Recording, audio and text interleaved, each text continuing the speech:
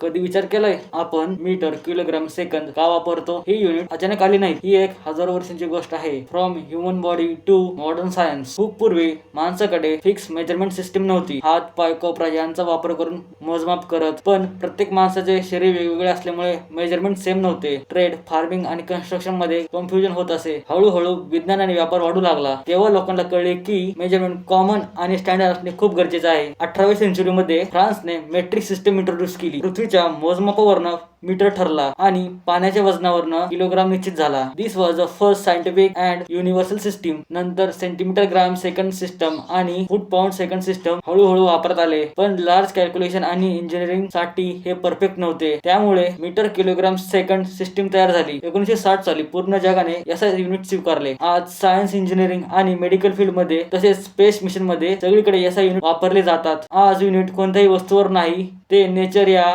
Constant वर base आहेत, like speed of light. त्यामुळे मेजरमेंट पृथ्वीवर असो किंवा स्पेस मध्ये ऑलवेज सेम राहते.